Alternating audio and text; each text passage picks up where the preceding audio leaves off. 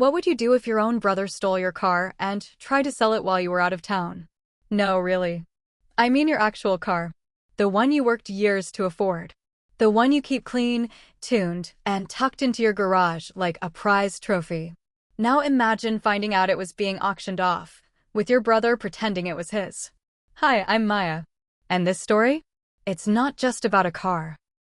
It's about betrayal, control, and one moment where I had no choice but to take the mic and expose the truth in front of a room full of strangers.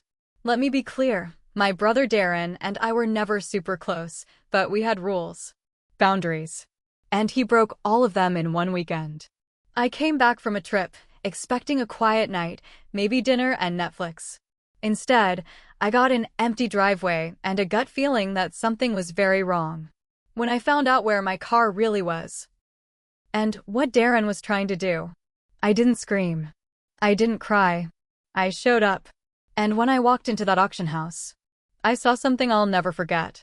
Ever trusted someone just because they share your blood? Yeah, same here. Darren always had this charm. The kind of guy who could talk his way out of anything, parking tickets, overdue rent, even breakups. People either admired him or got burned by him. Sometimes both. But me? I was the responsible one. While he bounced from gig to gig, I worked double shifts. Saved every dollar. Said no to nights out. Said yes to every side hustle.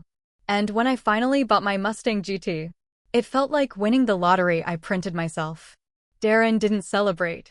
He joked. Wow, look at you. All grown up with leather seats and Bluetooth. Must be nice. I laughed it off. I always did. Fast forward to the Thursday before my trip, he dropped by, casually leaning on my car like it was already his. You're gone this weekend, right? Yeah, work retreat. Cool. Mind if I borrow the car? Just for errands. I shut that down immediately. Absolutely not. I don't lend out things I can't replace. He grinned. Got it. Respect. Respect? What a joke. Because 3 days later, I'm standing in my driveway, and the Mustang is gone. No note. No text. No sign of Darren. I called him. Straight to voicemail. And that's when I knew this wasn't just a miscommunication. This was something else. But what I didn't know yet was that this lie, it was only the beginning. Have you ever found out the truth from someone who wasn't even involved? It wasn't Darren who told me where my car was. It was Elena, my coworker. Random. Unexpected. But without her, I might have been too late. That morning, I was panicking.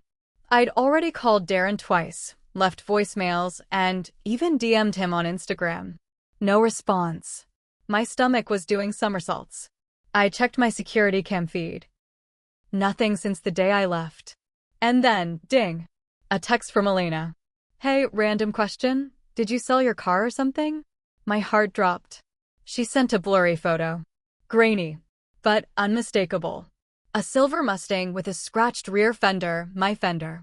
Sitting behind velvet ropes at the city auction lot on 4th Street. I zoomed in. There was a tag on the windshield. Darren T., lot number 62. I checked the auction site. Boom. There it was. 2019 Mustang GT. One owner. Verified VIN. I copied the VIN into my insurance app. It matched. I wasn't paranoid. I wasn't overreacting. He was actually doing it. He was selling my car. I stared at the screen, shaking. Who does that? I didn't even grab a jacket. I flew out the door and called Elena, begging her to drive me there. My car was on the block in less than an hour. And as we raced down the freeway, my only thought was, what if I'm already too late? Ever walked into a room and felt like the air shifted the second you arrived? That's what it was like.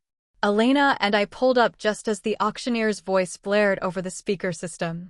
The lot was buzzing, dealers, buyers, casual bidders, all sipping coffee and eyeing cars like they were at a high-stakes fashion show. And then I saw it. My Mustang. Center stage. Shining under fluorescent lights like a trophy that didn't belong to anyone there. Including my brother. And there he was, Darren. Posted up by the railing, grinning, talking to some guy in a suit like he was making a power move. The auctioneer shouted, Lot 62 on the block. A sleek Mustang GT with just one owner, very low mileage. Current bid is at 8,000. Do I hear 9? 9? I didn't even hear my own footsteps. I was moving so fast it felt like the ground disappeared. I shoved past a few people, straight to the nearest staff member. "That's my car," I said. "That's my car, and he stole it." They looked confused. Cautious. I pulled out my registration. Insurance app. VIN. Proof. I even showed them a photo of me and the Mustang from 3 months ago. The staff guy's eyes widened. I didn't wait for clearance. I walked up to the stage, grabbed the mic from the stand, and said, "That car doesn't belong to Darren. It belongs to me." The entire room froze. But it wasn't over yet. Because what Darren did next, it made everything 10 times worse. You'd think getting caught red-handed would shut someone up. Not Darren. The second I said those words into the mic, he sprang into action like I'd just lit a match next to his whole fake empire. He marched up onto the stage, face red, trying to snatch the mic back. "She's lying. She's just mad I'm selling my car because she's broke." Yeah, that was his defense. The crowd murmured. People were recording. One guy near the front just muttered awkward. But the auctioneer raised his hand. "Hold on. Let's get security. We're pausing the auction." 2 staffers stepped between us. Darren's voice cracked. "You're embarrassing yourself, Maya. You've got nothing to prove that car's yours." I didn't even flinch. Just held out my phone again and scrolled to the insurance app. Name. VIN. License plate. My face in the driver's seat.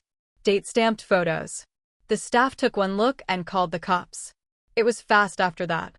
Security detained Darren. The auction stopped. My car was pulled from the lineup and parked off to the side while they got statements. And here's the kicker. Turns out this wasn't his first fake sale. There were 2 other cars he'd tried to list that same week under different names. Yeah, my brother wasn't just stealing from me. He was running a whole scam. But it wasn't until we got to court that I realized. This story? It had one more twist. Have you ever expected justice and got a slap in the face instead? Court day came faster than I expected. Darren showed up in a wrinkled button-up, looking like he hadn't slept in days. Honestly, I almost felt bad.